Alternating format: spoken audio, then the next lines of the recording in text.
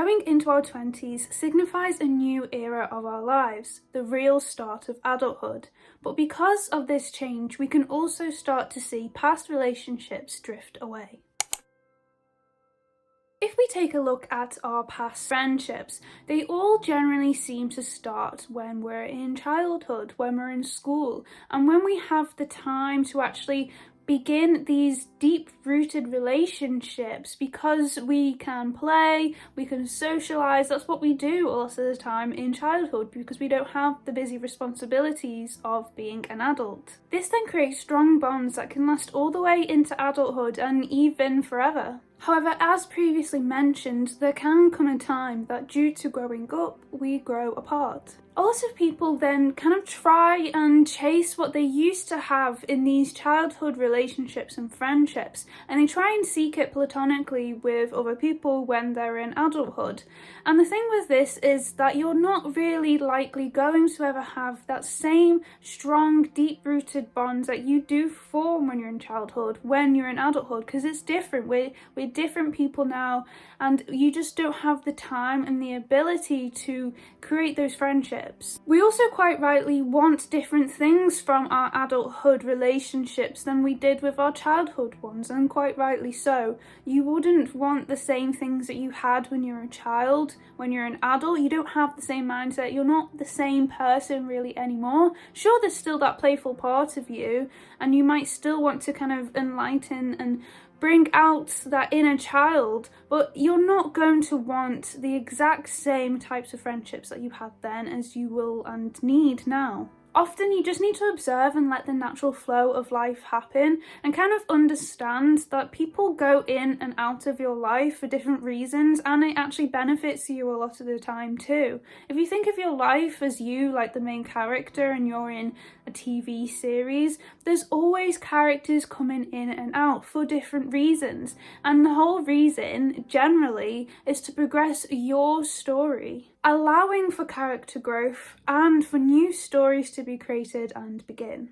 Going back to our childhood and adulthood kind of relationships and the difference between them, just because you did have a fulfilling childhood friendship doesn't mean that you can't also have this in adult ones. You absolutely can find these fulfilling and meaningful relationships, and you can find people that add to your life so much in helping you grow, in bringing new experiences and new outlooks on life, and that's the type of thing that you should now be looking for in a friend. But are friendships actually worth it in adulthood?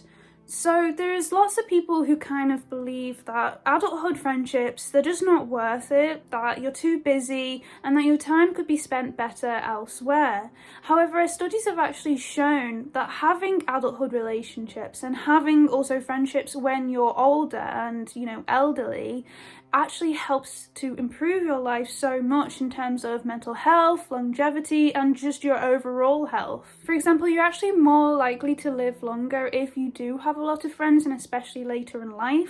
An Australian study found that 22% of the people who had more friends when they were older were less likely to die during that study period. You're also less likely to develop mental health issues such as depression and anxiety, and also other health risks such as developing an unhealthy weight or high blood pressure. So actually, yes, having friendships in adulthood are so worth it and can help us in so many different ways. So how can we actually find friends and overcome this barrier? So forgive me for sounding like a broken record, but the number one thing that I think that you should really try and do is to develop a hobby and go to some social gatherings to do with, that hobby.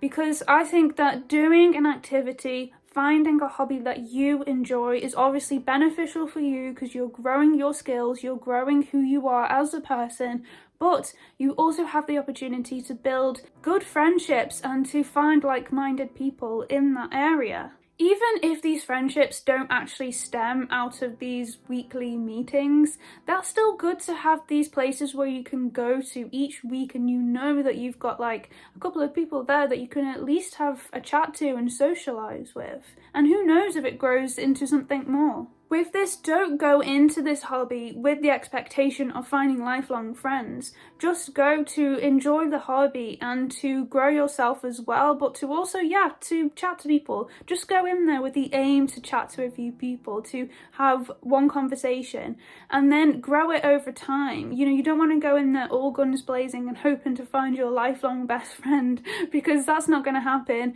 You know, people have got complex lives, they've got different things going on. That's not immediately going to happen. It takes a lot more time to grow friendships in adulthood than it did in childhood relationships, but that doesn't mean that it's not worthwhile, and it doesn't mean that you can't do it. You should also check online for different groups and things that you can go and join. For example, there's Girls Who Walk and Girls Who Socialise. That's in the UK and they work within different cities. So have a look on social media, just have a quick check online to see if there are any of those types of groups around you, and it's literally built for socialization. The next thing that you need to do to find friends is to embrace imperfection, and this is something that I used to do a lot of the time, as I had this kind of idea and this picture in my head of the perfect friend and what I wanted exactly. But the thing is that no one is going to fit that, because no one is perfect. No one is going to be completely compatible for you. No one is going to be like absolutely 100% everything that you ask for, and that's kind of a good thing as well. You could actually end up meeting people who completely exceed your expectations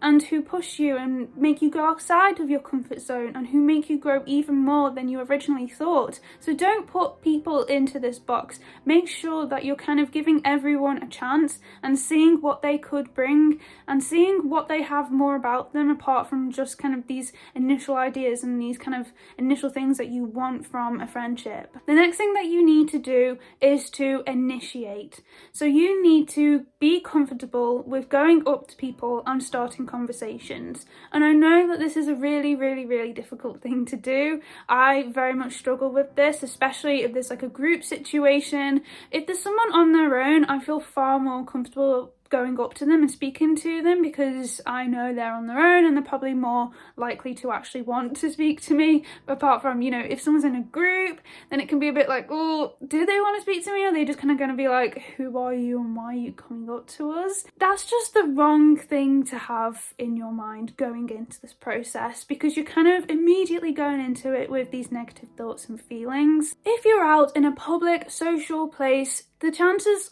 is that someone is probably going to want to speak to you, especially if you're at an activity or a place where you're doing your hobby or generally a social gathering. People are there to be social, and they are probably quite likely to actually want to be social and are probably looking for someone to actually come up to them and start speaking to them, because they're probably too scared to actually do it themselves. So it does take time to build up this confidence and ability to do so, but there are lots of things that you can do to actually help you to initiate conversations.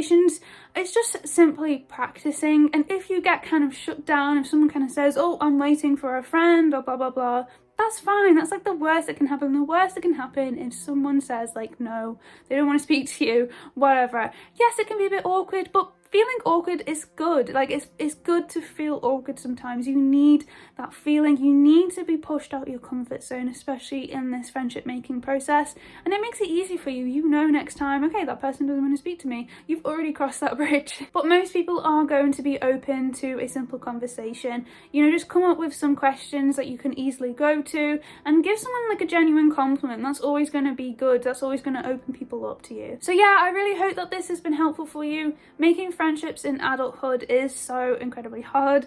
This is something that I'm still working on, very much so, because it's hard. It's very hard to do. And yeah, it's just one of those things that you've just got to, like anything, kind of practice and just kind of see what works, you know, see what doesn't, and just go with the flow sometimes of things. Sometimes the universe works in mysterious ways and you don't know why you're kind of brought to someone, or why someone doesn't mesh with you, or for whatever reason. Things usually kind of work out in that way, but just make sure to remember that you are a worthy person to be a friend of. Anyone would be lucky to have you as a friend. So yeah, thank you so much for watching this video, and I will see you in the next one.